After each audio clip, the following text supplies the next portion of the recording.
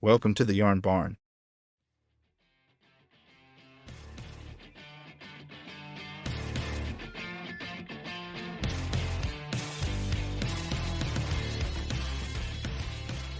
G'day and welcome to this week's episode of the Welcome to the Yarn Barn podcast. Grab a cuppa, kick back, and get ready for an episode that's going to ignite your mind, stir your emotions, and inspire you to take action. Today, I had the absolute pleasure of sitting down with the incredible Matthew Musgraves, the powerhouse behind Strong Space Counselling, based out of none other than our nation's capital, Canberra. But don't worry, folks, his impact extends far beyond the city limits, reaching dads all across the country. In this conversation, we dive deep into the intersection of dad life and business, exploring the extraordinary courage it takes to seek help, the importance of worth and validation, and uncovering the secrets of living the best versions of ourselves as blokes. So this chat had my brain firing on all cylinders throughout, and it left me with this real desire to continue my self-discovery journey and dive deeper into certain areas that we covered. So a massive thank you goes out to Mr. Musgraves for this thought-provoking conversation. So simply now your job is to sit back, relax, and get ready to soak up some of the wisdom that is found in this podcast episode. It's time to tune in and enjoy the show. And remember, if you are feeling compelled to contribute and be a part of the thriving community that we have, the Dad's Only Yarn Barn on Facebook, then that could be through donations, through sponsorship, or becoming a corporate partner of the Australian Dads Network as well. If that is of interest to you, then please reach out to Liam at australiandadsnetwork.org.au, and I'd love to have a chat with you about how you can make a difference to our community. So stay tuned and look forward to seeing you on the other side of this episode.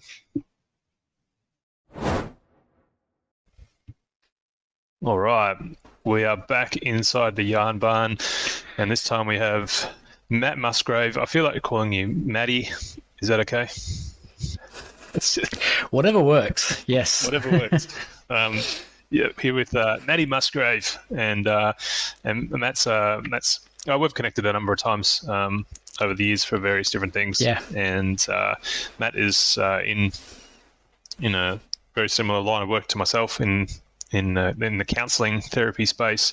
So I'm extremely looking forward to this conversation, and because I think we'll be able to, tackle some topics that will be very helpful and interesting for people to indulge their ears in. But before we kick off on some of those conversations, do you want to just give us a quick overview of who Matt Musgrave is, where you are, and maybe the family situation? Sure. Yeah. So I am based here in Canberra. I've been living in Canberra for about 11 years now. Moved here to join the Army back in 2012, joined the Australian Defence Force Academy, grew up small country town, New South Wales, went to all boys boarding school for 6 years, joined the Army after that, and then met my now wife in the Army, my then girlfriend, and then she moved to Canberra, and we've basically stuck it out here ever since. We've got 2 kids, 3 and 1. We've sort of been married for 7, 8 years now. And yeah, I've had a sort of range of jobs and backgrounds and interests, and I've sort of jumped from thing to thing over the last 10 years, but very much landed as a counsellor, running my own business here out of this little room online, and love it. I've just hit 1 year in business just at the start of May. So very exciting for me to have made that work and to have lasted this long, and it feels good. So that's me in a nutshell. Awesome. Well, congrats on the anniversary. That's it. Yeah, that is exciting. thank you. Yeah. For someone who's I'm just in that Yeah. game like myself. Just started in February this year. So the idea of getting to a year Yeah. is it seems like such a long way away. So I imagine that's exciting to get to that point. Yeah, it was kind of surprising to me. My wife sort of said, how long have we been doing this for? And I was like, I actually don't know. Let me jump on and find my first client session, under Strong Space. And then, yeah, it happened to be like the 2nd of May, I think, 2022.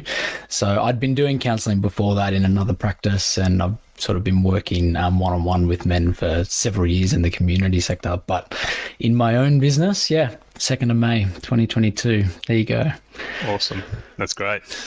So what, when we've got a number of guys that are inside the Dads Network that are in the military or ex-military, what was the, part of the decision-making process to consider that? Because obviously that is, was a significant decision, but also, it's led to you meeting your wife as well. So what was, take us back to what you were doing at that particular time where that was the choice for you.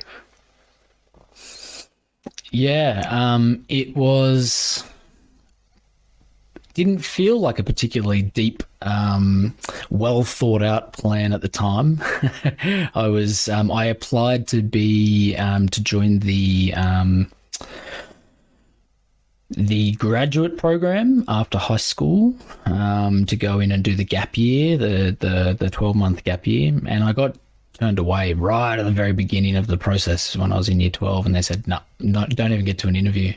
And so I thought, oh, okay, this is not for me. And then I had a year off, and I was like, well, I'm going to give ADFA a crack. One of my mates said, if you're going to join the army, get a degree from them as well. So I thought, okay, fair enough, I'll do that. So I jumped in, and then, so I went through, there was really no thought process to it. It was just, there's a part of me that wants to join the army. I spent 6 years in an all-boys boarding school. So the, institutionalization, the community side of things, the family side of things just felt right. It felt like it was something that I could do and that would fit. I probably didn't think it through enough because, culturally it wasn't the best fit for me after all. I didn't love it. I spent 2 years there at ADFA, and I suppose it was good. I'm glad I did it. Like you said, and like I mentioned earlier, I met my wife there, and we spent some time in the same div and then all of that, but it was just not culturally the right fit for me. I didn't feel like I fit in particularly well with a lot of the groups. It wasn't actually what I was aligned to do, helping people rather than learning to shoot guns. It's probably a bit around, my masculinity and wanting to, prove my manhood, right, and sort of keep going in that really kind of hyper masculine space, which again just didn't feel comfortable for who I sort of my true authentic parts. I suppose it was very much like a prove myself to the world. And then it got to a point where I was like, I can't keep doing this. And there was a 2-year window before you were sort of committed for the full 9 years at ADFA. And I just said, well, I don't want to do the full, I've tried this. It's fine. It's not what I want to do. So I jumped out before I was heavily committed to that process. And whilst I didn't know what I was going to do or what I really wanted, I just knew that that was it. And that was kind of the start of the process of the next sort of 10 years for me. I was 19, 20 when I joined, and then subsequently left just before my 21st birthday.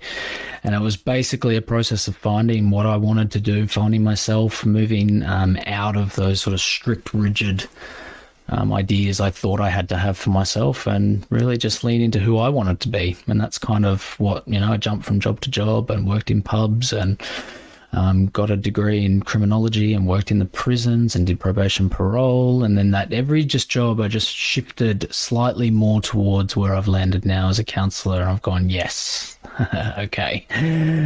This is it. This feels right. This feels good. I feel aligned.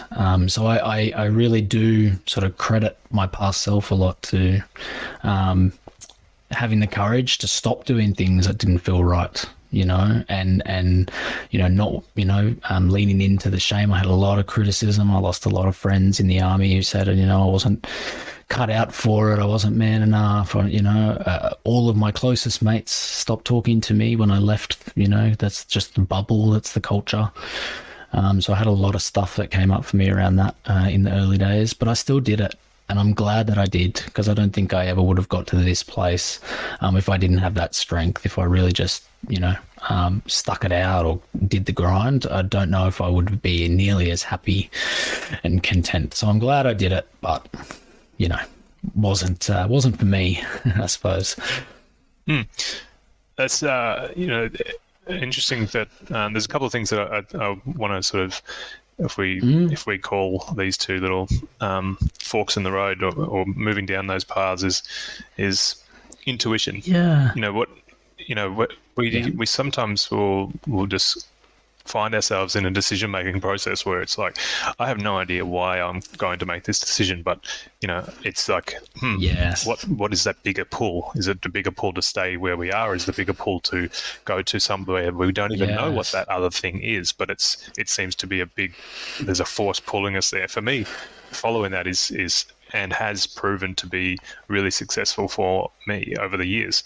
And so now when I feel that pull to go, I'm not sure what this is, but I need to do that, or I need to follow that, or sometimes it's just I need to stay this course. That seems to be something that was or has sort of taken you along this path too. Is that fair to say?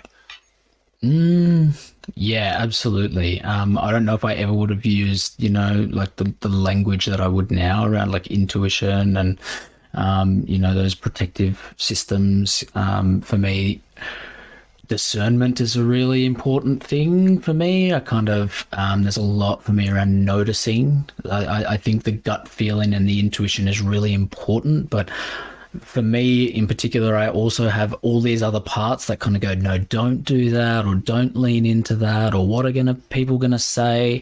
Other parts that go, oh, you're probably just making it up, or no, that's not really right.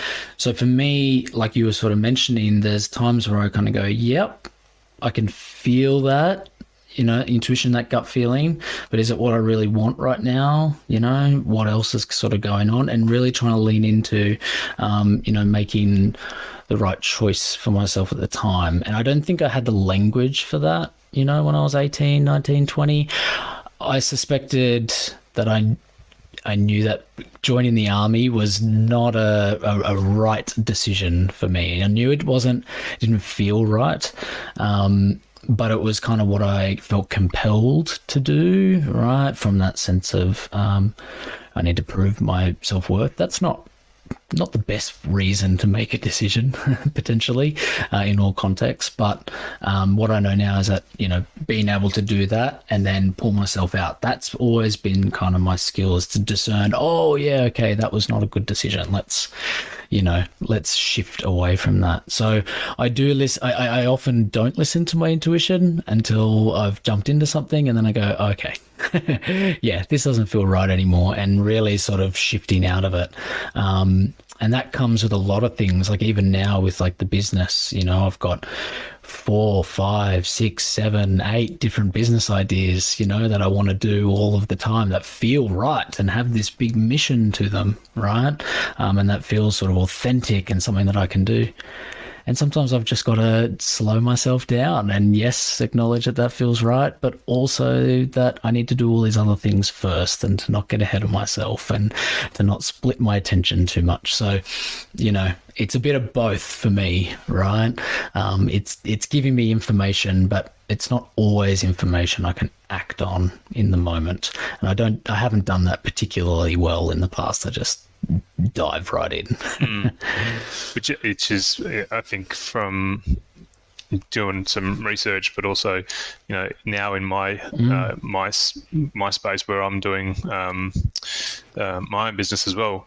There's that sense of almost, just wanting to do something, feel really lit up by that thing, and then. You do that for a little while and you go, oh, well, what's the next shiny object thing, because it's always that something that's really new and something that's novel and exciting. It seems to draw people with, I don't know exactly what it is, but, I hear like entrepreneurs and stuff are always talking about, they get really excited about this thing, dive right in, create it, and then like, all right, cool, what's next? Do you resonate with that? And is, I suppose, just thinking of, your story is, and I don't know if this is the right word, but like, do you feel yourself getting bored easily? I It's a really good question, and it's a really good point. And I absolutely resonate with the kind of shiny object kind of syndrome that sort of pulls, for me, it's like, where's that next dopamine hit going to come from, right? What's the next thing that's going to make me feel good? And so for me, I don't think bored is not the right word. For me, it's like resistant, right? I'll have this thing that's like, yes, I want to build the business and I want to, and I'll do the website for 3 days straight. I'll hyper focus on it. I'll write everything out. I'll write 10,000 words for the website and it'll be SEO specialized. And then after that 3 days, I'll just like that when that dopamine's gone, I'll pull back and I won't touch it again for another 3 months, 6 months. And I berate myself internally, right? Around, oh, you got to keep doing this and it just becomes so hard. The grind, that energy, that dopamine is just not there anymore. It becomes this resistance. So for me, it's not that I get bored easily and I don't jump from thing to thing a lot. I just have these periods, like these blocks of hyper focus where I'll have a idea generation for 3 days straight and I'll have 25 different business ideas that I could do, right? And then I won't have another idea for 6 months. So for me, it's about sort of running with the energy and running with what I've got at the time, but also recognizing that that's not always helpful and consistent, right? Consistency and maintaining sort of things are a very difficult routine for me. So, I try to work with my body and with my brain, with my system in those sort of blocks and those periods and say, oh, I'm having a big energy. I'm having a big creation moment. I'm having a big, business kind of moment. I'm having a big website moment or whatever it is, knowing that it's not going to last. So I kind of lean into it. But I just make sure that I've got all the systems and processes in place so that I'm still writing my case notes and replying to emails and doing all of the superfluous stuff that to me just I have no real interest in doing. There's no dopamine in that stuff at all. So, but it's taken me a long time to get to that point of understanding how my system works and how my brain works and how my body works and actually sort of leaning into it rather than trying to fight so hard against it, right? And fit in with productivity and, consistency and doing batching everything on a certain day. If I don't have the energy, if I don't have the mindset in that day, it's just not going to happen. There's nothing wrong with me. It's just how my brain works. So there's a lot of self-acceptance. There's a lot of sort of self-compassion there that I have to sort of work on all the time to make sure I don't fall into those sort of shame spirals and ruminating patterns that kind of go, what's wrong with you? Why can't you be like everyone else? Why can't you just be productive? Why can't you just do X, Y, and Z like everyone else does? Right? It's just not how my brain works, and that's okay. That's totally fine. Right? So there's a lot to it for me, but yes, like I do notice that I'm always constantly seeking that dopamine and that next shiny object. I just don't know in what form it's going to take. Right?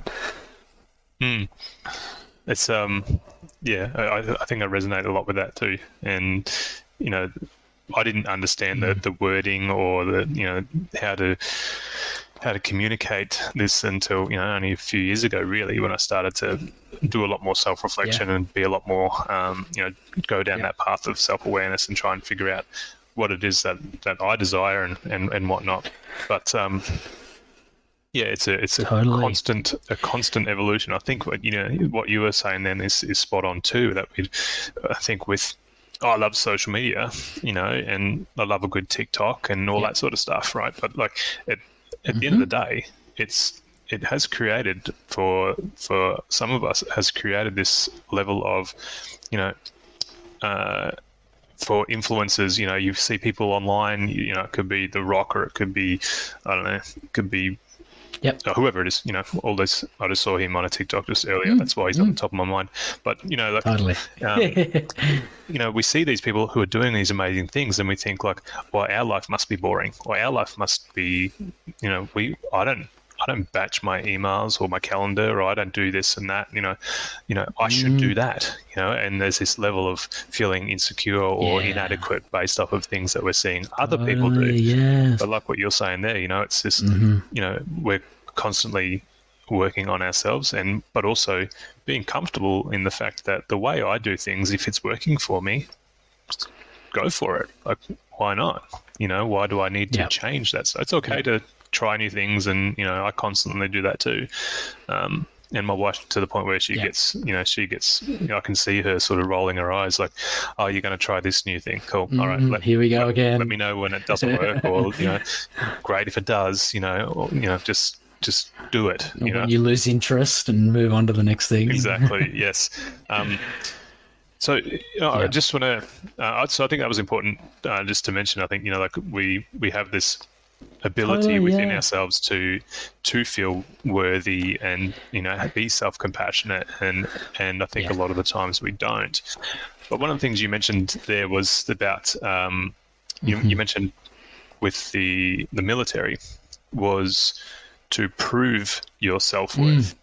And so I just wanted to see if we could maybe just talk a little bit about that, because self-worth is that you feeling good within yourself.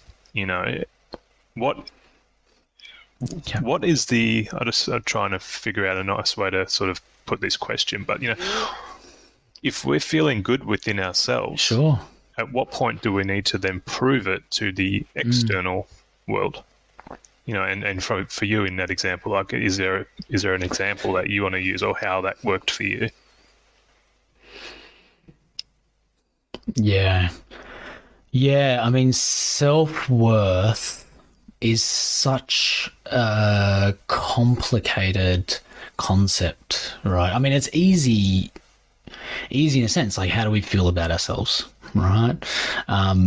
But I actually think in practice, it's really, really difficult to understand. It's far more complicated than most people think. So much of our behavior, so much of our decision-making feels so unconscious and feels so reactive and feels so impulsive, right? Without that, you use the beautiful term there before around that self-awareness. We don't have that reflective practice. If we're not conscious and sure and aware of why we're making decisions and what we're doing, then all of it kind of seems reactionary. All of it seems almost like we're doing it for no reason, right? It's just automatic. But for me, as I've come through my journey and as I've reflected on, and the army's kind of the big one, right? Because to me, it's just so obvious. Like, why would I, this passive, little guy who, has all the different ideas and interests in the world, why would I want to join the army of all places, right? Nobody could figure it out. I had no one in my family who'd been in the army. I had no friends who were in the army. I didn't even know anybody at that point in my life who was in the army. It was just in my head, that's what felt right to me. In reflection, it's easy for me to say that I felt like I was trying to prove my masculinity, right? But in the moment, there was no thought process there of like, oh, the way that people perceive me, and this is really like, manly, and that's going to make me feel really good about myself because people are going to say that, oh, that's Matt, he's in the army, he's at ADFA, great. But that was absolutely what I was looking for. I was looking for this external validation. I loved the way that people reacted and responded to me when I said, yeah, I'm joining the army, or I'm in the army and this is what I do. People would go, oh, that's awesome, Matt. Like, that's so cool. Like, gosh, I could never do that, or whatever was coming up. So that was really validating, but it was this real external factor for me. It was based entirely on how other people perceive me. So it's such an obvious one now, right? But it was not coming from that internal self-validated, self-compassionate space of what I really wanted. It was, how do I get as much validation from what I do and what value I provide to the community, and how other people perceive me is what sort of generates that sense of self-worth. That can be easily taken away, and it can also be easily not aligned to our truth and our authenticity and who we're kind of being. So for me, as I sort of think about self-worth and I think about, where that was coming from for me, like I had a lot of work to do back then, right? I had very little guidance. I had very little help or support. I had no one to sort of spitball around who I wanted to be or what I wanted to do with my life. So I was just letting my protective parts that wanted external validation run the show and make the decisions. So over the course of that 10 years where I am now, so much of that self-reflective work is about, all right, why am I doing this? Am I doing this for me, or am I doing this because a part of me wants validation from my wife, or wants validation from, my mates, or wants validation from social media, right? Am I trying to seek this thing externally? And there's nothing inherently wrong with that if it aligns, but at the same time, if it's not, then I know it's going to feel awkward internally and it's not going to be right. It's not going to sit well with me. And so I do a little bit of work around that, right? I do some reflection, I do some therapy around the parts that want me to do something, because it's understandable, but it's not helpful for me in my life, right? I'm always focused on being able to provide myself that worthiness, right, without needing to get that from anyone else. Easier said than done, but that's the goal anyway. Yeah, I think a lot of this work on ourselves, and I'm trying to move myself away from saying work, because although life is part of, what is it, the three guarantees of life? There's pain, uncertainty, and constant work, and there's elements of that I can really agree with. But yes. It's just, to me, I try to move away, especially when in the mental health and emotional health and well-being space. You try to move away from that assumption that it is work. It's a part of us, and it's a part of our evolution as people. Is in my opinion that we continue to explore ourselves, and that should be more fun than the work, quote unquote. And so I think that's a big part of it, is just constantly evolutionizing ourselves, for lack of a better phrase. And go on. Yeah, I believe we're all always doing it anyway, right? It's just the level of sort of consciousness that we're bringing to that evolution, the revolutionizing parts of us that want to grow, that want to heal, that want to feel better, that want to, feel purposeful and authentic, and looking for that connection and validation. I think it's always happening, or at least I trust and assume that people are trying their best. That's my underlying sort of core assumption, right? I don't think we all do well during that time, right? And we're not always doing it effectively, and it's not always healthy or helpful, or sometimes it can be particularly negative, right? But ultimately, I feel like everyone is they're using the skills and the tools and the adaptive protective processes that they have to be better, right? We just don't always know how to do it well, and we just haven't always been sort of given the platform or the foundation or the mindset or the understanding to do it in a way that works for us, right? So that's why we're looking to other people, and that's why that's why all of this tends to be external. If I think about this, like that, I believe that we all have the capacity to self-actualize, to know what we need in any given moment, right? To know what we want to do, who we want to be. And if we're given the safety and the trust to be able to explore that and learn what for us gets in the way, then we're going to come to that much sooner. We're going to come to that in a much sort of clearer kind of path. And so I just feel like if I can hold that everybody's trying their best, then that's going to give me the best platform to be able to support everyone that I come in contact with. And that's not always the case. I've got a lot of people that still trigger me, right? I've still got a lot of protective parts in my own system that can't handle a lot of situations, right? Parenting, for one, my 2 kids, right, still trigger me every day, right? Because it's a whole new relationship that's bringing up a whole bunch of different parts I've never had to worry about for the majority of my life, right?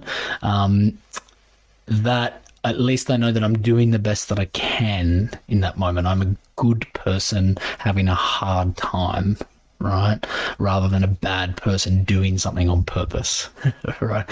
Which can really sort of bring up more barriers and more sort of struggle. So I that's my general premise. I think we're all trying to work hard at feeling better and being good and self-actualizing, but we just some of us, and myself included, just need a little bit of extra push to get there, a little bit of extra skill development, a little bit of extra safety making in relationship, to be able to feel comfortable and safe to actually do that work, right? That's what comes up for me when I heard you talking just before. I don't know if that lands. I don't know if that makes sense. Yeah. Well, I mean, well, for me, yes, it does. And, and I think I'm very much similar to what you mentioned there, constantly trying to understand myself, be aware of the things that I can do to help myself, but also be aware of those things that aren't necessarily helpful or for myself, but also for others, and then trying to figure out a way to explore learning different things. That could help, and it's just constantly, it's just constantly doing that. I think it goes back to your point earlier about you said, you had to have the courage to stop doing the things that didn't align with you. I think was along those lines anyway. And I think that's part of what we need to do as individuals is just to have that courage to go, this thing hasn't been and still isn't working for me. Maybe I need to try something different. Do you find that when you moved into the space of working with men, working and now obviously under your business as a counsellor, what is that something that you have noticed as being a common thread amongst your clients and people that you work with? Absolutely, yes. I think it takes a lot. For guys generally to reach out for help, right? To just admit. And I think that there's courage in that, right? Just saying, hey, I don't have all the answers here. I'm trying my hardest, but I know that there's more to this, right? Maybe you can be that person for me. And so I automatically, again, just assume that this is a person who's going through a lot and struggling, right? They have a lot of courage to be able to step into the space. But there's a different kind of courage between having the courage to step into the space, I think, and actually do the sort of reflective work on ourselves, to do the change work, to do the healing, to be open to the possibility that we've got things that we're doing and to be able to own that and to work through the shame and the guilt that comes forward, right? It's still courage. But I think we have far more protective parts around not wanting to feel that shame. That's going to want to blame and project and minimize and justify and kind of step into the space of saying, but if they didn't do this, then I wouldn't. That's kind of, back to the word of the work, right? For me, that's where a lot of the work is. That's where a lot of the self-awareness, self-reflective practice work is, right? Tell me, what is it about that? What comes up for you when that happens, when you're triggered, right? Because I get it. I know you want to blame them. I know that it probably wouldn't have happened if they didn't say X, Y, and Z, right? Totally true, yes. But what is it about you that doesn't like that, right? That doesn't feel good. Where does that come from, right? And having the courage to actually look inwards and kind of say, okay, this is a me thing, right? Not a them thing. There's actually a my reaction and response to that. And that's what I work on. That's where a lot of guys, I feel, get stuck, right? They want to come in, and it takes a lot for them to come in and talk. But once they get that safety, once they get that validation, once they get, create that sort of relational, positivity in with their counselor, there are those protective parts that just want to vent and blame and intellectualize and talk and just tell the story, but not actually want to do the work. And that's been my personal experience for myself as well, right? I'm super open to sharing, and I'll tell everybody anything that I have a problem with. But when it comes to actually understanding why I have a problem with it, that takes a lot more time and energy for me. So I think courage is really important, but there are also different levels to courage as well, right? And lots of different aspects there around where am I courageous and where do I need to be more courageous as well. Yeah, there's that level of crossing each line as start to evolve into something, and especially for the guys who are reaching out, wanting to work with a counsellor or practitioner of some kind. That, I think that's a really good point. Is that being open to go through the door and sit on the couch and have a conversation and vent feels good. That's really good. Now you've got that trust. Now we're not about just skimming the surface anymore. It's about let's diving a little bit deeper. And I think that is a good point, because it's one thing to come through the door. It's the next thing to now do, go through the process, and that can be scary too. The change work. Totally, and understandably, right? It makes sense. Like for most guys that come to me, they don't have anyone to talk to at all. They don't even have anyone to vent to. Right, there's very little safety, emotional safety in the relationships of the people around them. There's no one that they can go to and even vent a lot of the times, right? It might be at the pub and having a beer after work or whatever, and they can do a little bit of like, missus is on my back kind of thing. Right, but it's not going to be like, no, I'm really struggling. Like, this really sucks. I'm really hurting. Right, she's doing this and she's doing that, and she's on my back and she's nagging, and she's not doing her work and she's on my. I say, get it out. Absolutely, it makes sense to me that that they want that there are parts of them that want to explore that. Totally, good. But if they don't figure out the next step, which is, well, what does that mean for you? Right? If you want to come and vent, you come and vent.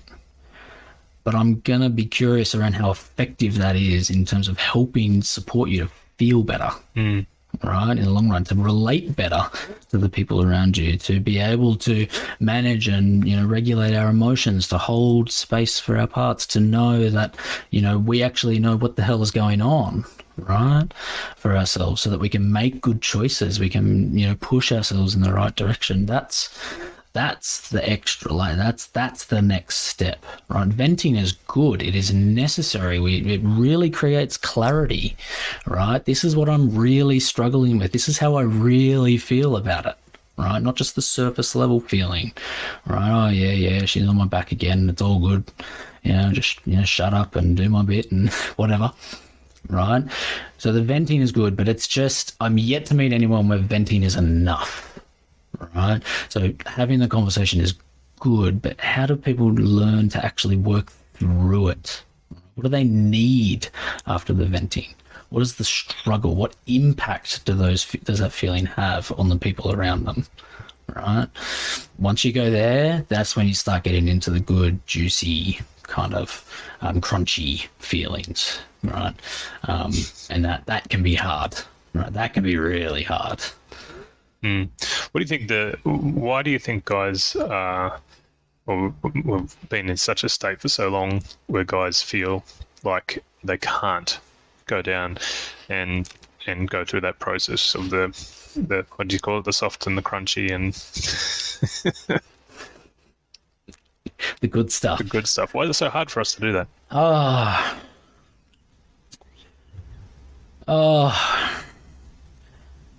Just going to take a moment to kind of gather my thoughts, because there are so many thoughts about this.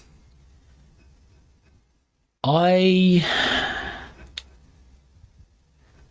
believe so if I think about this from a bit of a process standpoint, a bit of a theoretical standpoint, right? The theory that the modality that I work under considers sort of two factors to sort of behavioral adaptation, and that is what we kind of call experiential burdens, which are these belief systems that we take on in our lives and in our protective systems that are from direct experiences that we've had, right? These could be, dad left me at school for, hours every day, and so we take on that experience burden of dad doesn't love me and I need to either overcompensate or so that, like, that could be an example. It could be, I'm an abusive parent. It could be my relationship. I don't know how to communicate in this relationship, and so now I'm really awkward and she's broken up with me. So that takes on a meaning and a belief system and a burden that we carry moving forward, totally subconsciously, often without us even realizing, right? But it's as a result of something we've directly experienced. Okay, so I'm often looking for those when I'm working with guys. I'm like, right, what was that like, right? And often our brain will, explicitly put that forward in memory, right? I'll say, what's coming up for you? They'll say, I remember this one time with dad and he left me at school and I remember feeling like crap, right? And so that can inform our sort of emotions. That can inform about how we feel about ourselves, the burdens and belief systems that we carry. But there's also a second kind of one, which the language that we use in the model, that I use in the model, is a legacy burden, and that's a little bit less direct. These can be things that you don't experience. Nobody tells you these things. There's no messaging in terms of, there's no billboard saying to be a man you need to, be valuable, and no one's sitting there saying that to you. But the way people treat each other, the way people react, the way people respond, the way that society is structured, the way that the systems kind of permission these things and not those things, right? It kind of underlyingly, implicitly sends these messages from structural legacy related. It's just entirely systemic, that internalizes for us how we have to be and what we have to be. Right. So sometimes it's not about what we've experienced, but it's just how we've felt in particular moments, right? We saw somebody else getting bullied for being gay, right? No one's told me I can't be gay, right? But that moment tells me that the system says that that's not an okay thing to do. You're gonna be hurt. You're gonna be bullied. You're gonna be targeted, and that's not safe. Relationally, that's not safe. So we internalize that as, this is not okay, this is unacceptable, right, for me, even if it's not true. And even if we, so that's where sort of homophobia gets generated. It's not always explicitly, sometimes it is very explicit, right? But there's all these reasons. And so we've got all these unconscious, subconscious feelings and emotions around the messages that we've received and the experiences that we've had that kind of inform, right, how we feel and react and respond to things. And so oftentimes, if I think about it practically, if we can go back, if we can uncover, if we can explore, if we can share, if we can unpack and explore those things, most guys are pretty, pretty flexible enough to go, oh yeah, okay, that's not helpful, right? That actually doesn't help me at all connect or be where I want to be. So I think it's really hard to do that. I think there's a lot of shame and guilt and uncertainty that sits at the bottom of the world, where all those sort of burdens are, all those belief systems, and they kind of get layered over with protective, adaptive parts of us that kind of say, well, can't be gay, so now I need to protect myself from being perceived as gay.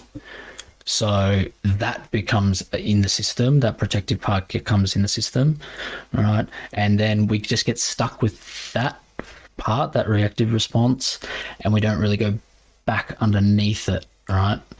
So So I think most people are just sitting in that sort of surface level kind of reactive, responsive behavioral thought patterns without really understanding where it sort of comes from and where it's being derived from and what sits underneath it. What's the belief system that permissions us to be homophobic, right? We believe that it's bad. Okay, great.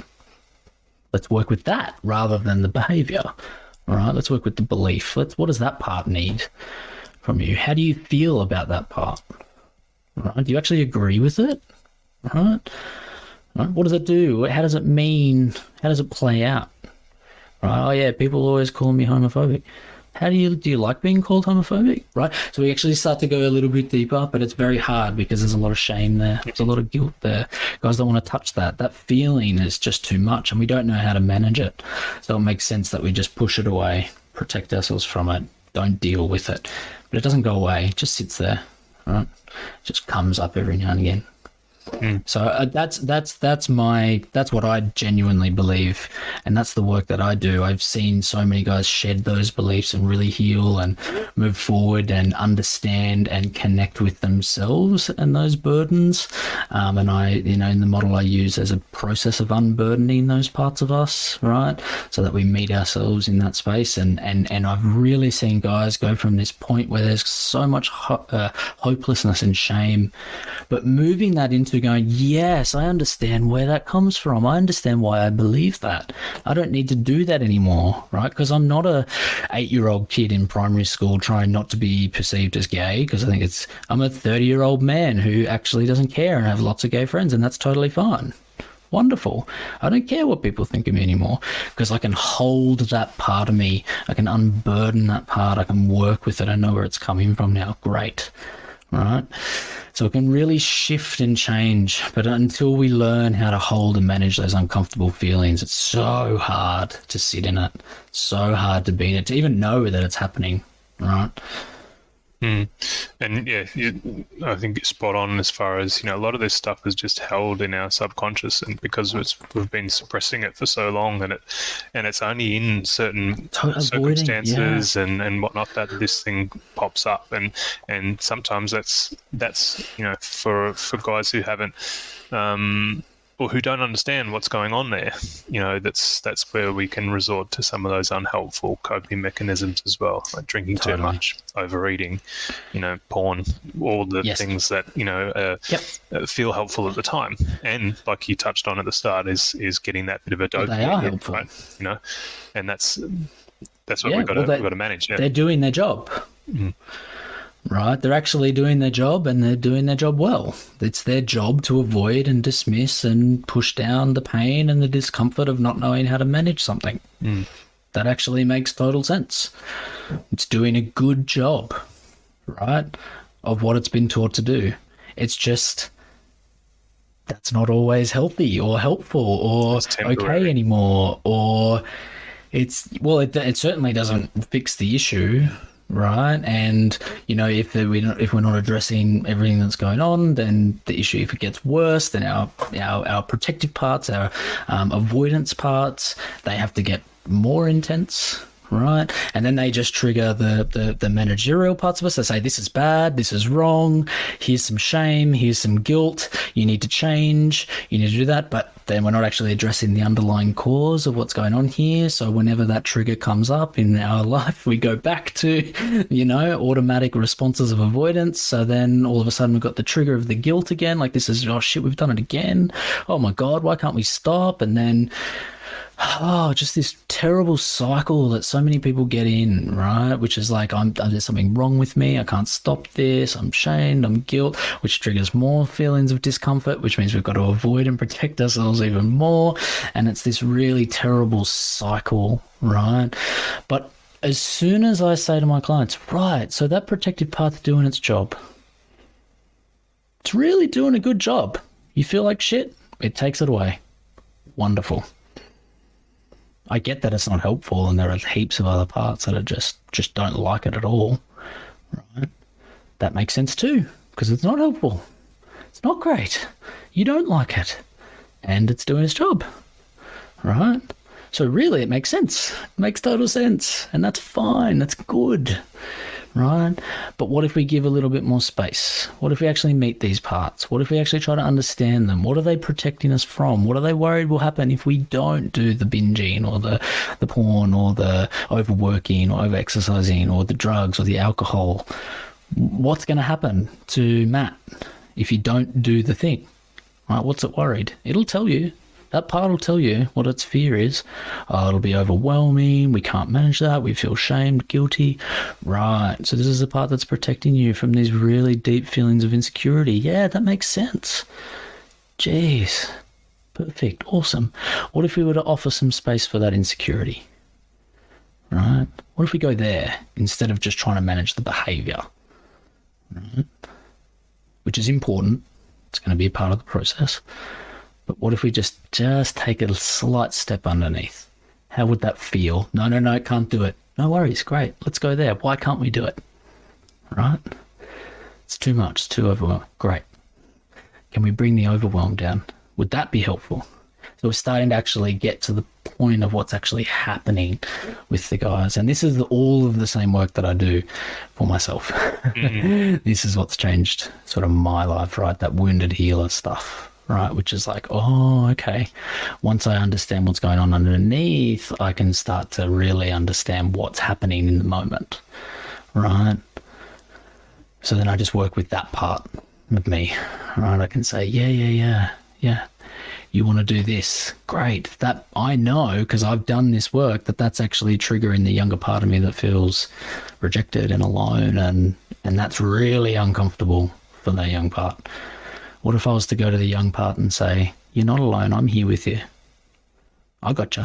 I'm 30 now. I've got you. I can be with you, right?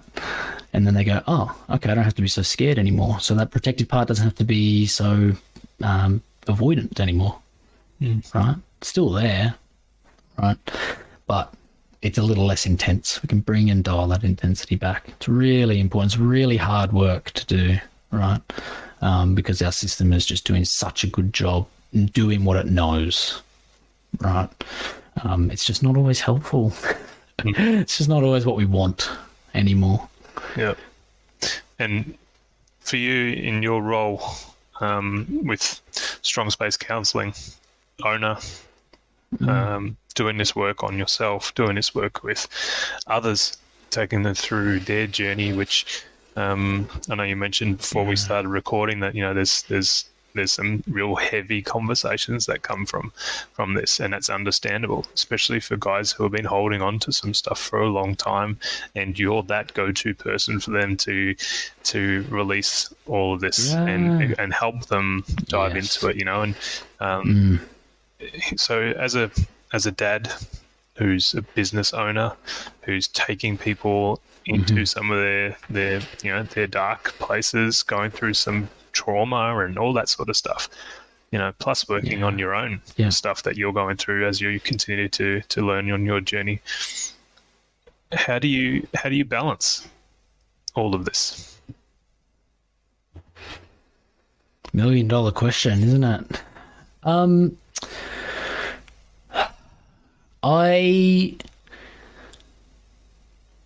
Starting the business, creating the private practice, doing this work was almost out of necessity. It was always something that I wanted to do, so my second son was born in end of February last year, and we had a really, really hard time. We got that classic false sense of security. The first kid was great, slept through the night really early, and happy days, right?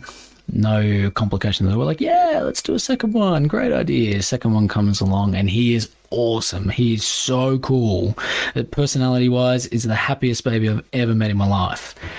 Health-wise, he hasn't slept in 15 months, right? So it means we haven't slept in 15 months. He's got, you know, all the classic issues, you know, enlarged adenoids, tonsils, blocked ears, blocked nose. So he hasn't slept. He's been, you know, and so that really, really tipped me over the edge, I would say, mental health wise. And I was really struggling in the early days. So I kind of said to my wife, I was like, I don't think I can go back to work That's how, like, I don't know how I'm going to do that. I don't know how I'm going to go back to the crisis service. I don't know how I'm going to spend 8 to 10 hours a day working and still supporting here. Everything's so hard. I'm only sleeping 2 or 3 hours a night. It's just not going to be good. I don't know how I'm going to manage. I was like, maybe now I need to start the business. Maybe I need to quit my job and just dive headfirst into that so I can be flexible, I can be at home. And so that's what I kind of did. It was purely out of necessity. I wanted to be at home a lot more. We just moved into a new home just in January, the month before, into the house that I'm in now. I set up an office and I just said, I'm going to do it. I'm just going to make this work. I'm going to see as many clients as I can from home. In between sessions, I'm going to come out and I'm going to help put the baby down and feed and, do the things that I can do because I'll be here. I'm not going to be an hour away, all right, and traveling and all of that. And it was a godsend.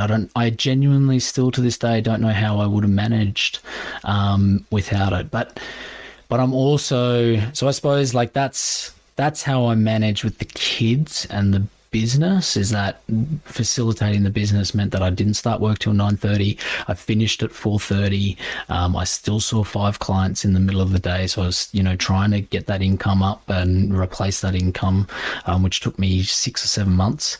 So financially, we were hit pretty hard on that, and we're still sort of paying the consequences of her being on mat leave, me starting the business at the time. We survived, we got through, but we're sort of like catching up now and having all of those sort of financial issues and implications hit us now. So that's the next challenge, I suppose.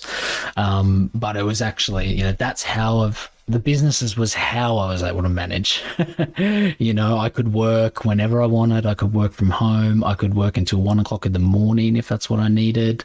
I wasn't bound by a manager or a team leader, and I just happened to have been in the space for 6 years prior to know exactly what I needed, what the bare minimum was. I had a good network already, so it was I was in a good position to do it. And I'm just one of the lucky few who were able to just transition straight into it. But, it was a lot of work. It was long nights. It was, lots of networking. It was lots of website building. It's lots of stuff that I just I was forced to do just given the nature of the situation that we were in. So yeah, I mean, that was my work. I was like, I could have just gone back to the crisis service and just done my sort of 9 till 4:30 kind of job and then come home and let my wife take on all of the responsibility of this sort of sick, screaming, unhappy, well, he was super happy, but struggling kid, newborn baby. And it would have been much easier for me to do that. All right.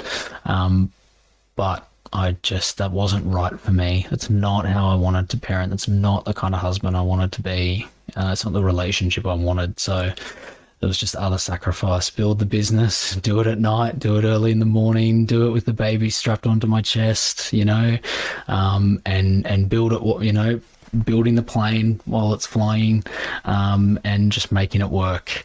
But I don't recommend people do it. It's stressful as hell. But if that's where you're at, now I'm in this position where the business is strong. I'm not fully booked, but I'm really happy and I'm super flexible, and I have Fridays off client work, so I'm at home all day. Which gives me heaps of freedom. I can do all the housework, before the weekends. I can prep for the weekends. I do all the grocery shopping. It's just much better balance now. But it was a hard 12-month slog to get here. But it fits for me, and it made it all worth it, and I knew what I was doing, and it really aligned, and it's what I always wanted. So,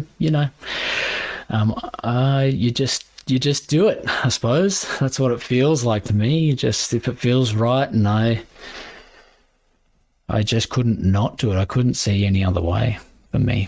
So awesome.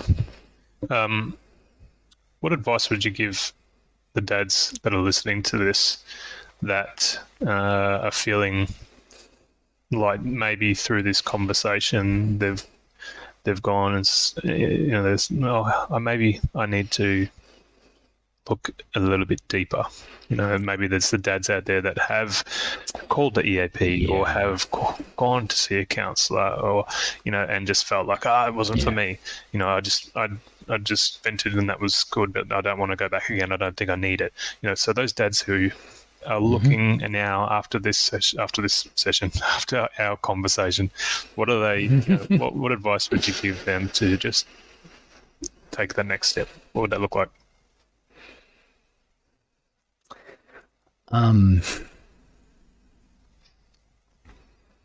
I get it.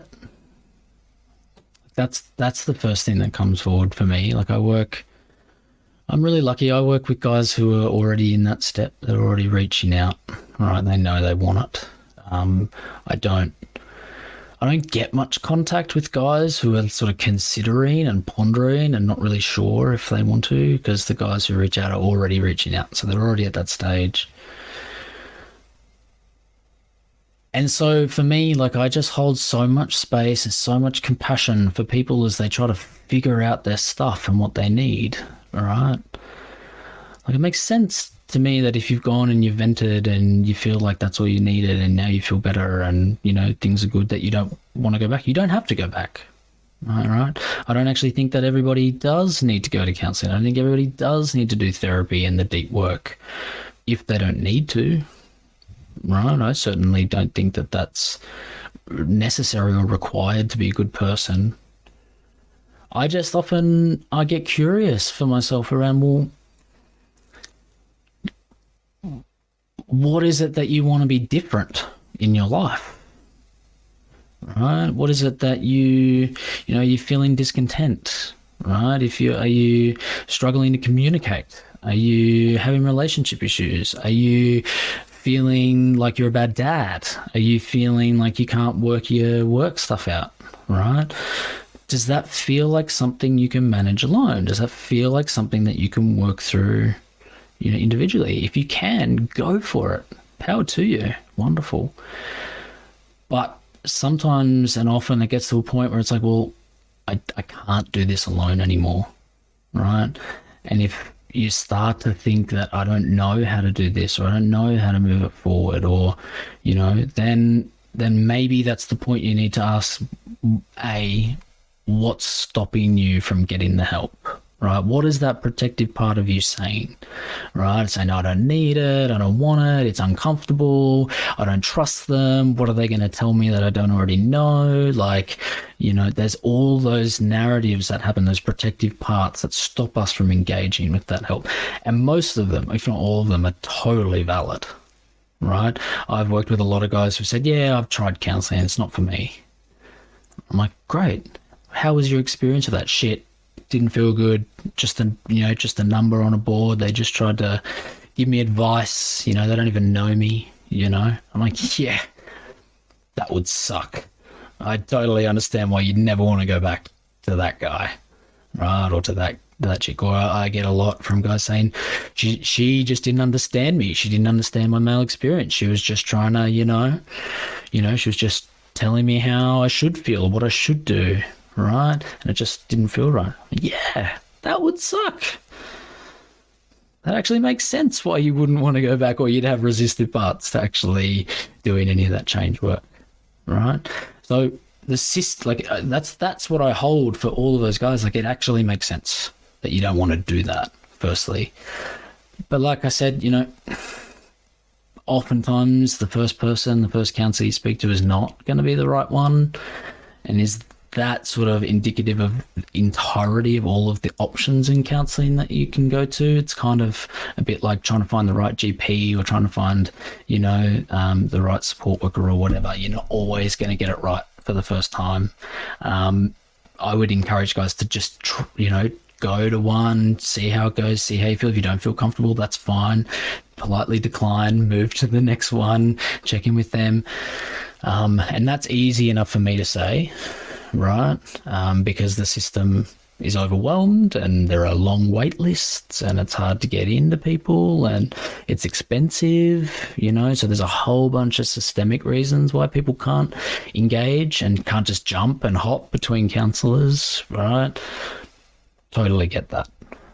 That's valid. totally true and valid. Is it enough for you to not get the help you deserve? That's up to each individual person, right? Do we have the courage, the strength, the perseverance to sit in that shittiness of the system? To rely on groups like the Australian Dads Network for mental health support until we can find the right person? Can we have other peer support groups? There's so many Mankind Project groups out there that they're not therapy, but they're support. It's something. It's better than nothing. It's completely free, right? There's resources out there. How do I get creative in order to be able to meet my needs at the moment until I can, do more later, or until I'm in a financial position to afford a private counsellor, or that I have that the kids are old enough that I have the time to go during the day, or my work's whatever they need, right? I believe they have the resources. I believe they have the capacity to figure that out for themselves, right? It's kind of where I land. Not sure if that answers your question, but that's where they're my thoughts. It does very much. And yeah, I think it's a nice way to end the conversation, because we've touched on, which we have on a couple of episodes of this podcast, is that courage piece, and that how important it is to have that, not just in the that sort of, I suppose, Hollywood version of it, which is all guns blazing and just go straight into the burning building or something. But when we're talking about it for our own selves, it's very obvious that it's a necessary part of us to be able to move into the space of exploring and creating options for us. And I think what you said there about having, it doesn't have to be going into the deep, dark places. You could just need some of that support just to slowly integrate some things that make you feel a little bit better each and every day. So I appreciate I appreciate this conversation. I appreciate you doing what you're doing. How can guys reach out to you? We'll have some information of Strong Space Counselling inside the show notes as well, and when we share it around. But for a guy who is in Canberra, or is keen to do any sort of conversation with you virtually, how can they reach out to you? Best way to get in contact with me is through the website. So www.strongspacecounselling.com. You can just Google Strong Space Counselling. It should come up. You can Google my name, Matthew Musgrave or Matt Musgrave, and it's usually one of the first ones that comes up as well. And there's a couple of options there. So my email's there. You can email me directly, matt@strongspacecounselling.com, or you can book in directly for a free 15-minute discovery call where you just find a time in my calendar and we just chat and see where we're at and see what you're looking for. If there's anyone that I can sort of direct you to, or if you want to work with me, then that's totally doable. There are social media platforms. I'm on Instagram and Facebook at Strong Space Counselling. I'm not very active there because I'm so busy with the business and the family, but I do plan on getting better at that at the back end of this year. So the back 6 months from July, I've got a big plan moving forward just to get a little bit more accessibility for those guys who can't afford it or whatever, that they still get some resources and some mindset and some things that I work with a lot. So keep an eye out there. And, if you're not 100% sure, you're not ready, but you want to sort of stay in touch, but you don't want to book a call, reach out. My email list is another really good one. I send that out every week, and it's just my thoughts, and I'm bringing on, I've got a partner in the business as well now, Kate, and so we're gonna, we're just gonna tag team in terms of what we're working with and what we're seeing and what's helpful and all of that stuff, and that's all going into the email list every week. So there's some options there, and I'm really happy to talk to anyone really across Australia and support where I can, have the conversation, just get it started and sort of help guys. So full confidence that you are doing that in more ways than you could imagine. I appreciate what you're doing. I also, as someone else in this space who's just a newbie into starting a business, being able to see where you're at now, the work that you're putting in, and I think props to you. Keep going, and I know that it's doing amazing things for the community. So again, thanks so much, Matt. Appreciate what you're doing, and enjoy your weekend. Thanks for being on the Yarn Barn. Thank you. I appreciate your kind words. It's hard to hear, hard to accept, but I'm wholeheartedly appreciative. And thanks for having me on. This is just such an awesome resource, and I love the ADN network. I love the group. So I'll still be around. You'll see me in the Facebook group too, actually, when I think about it. So maybe we need to get you in there and do a Facebook Live answer some questions live inside the group. That'd be cool. I'd love that. Yeah, super happy. Let's chat. Cool. Awesome.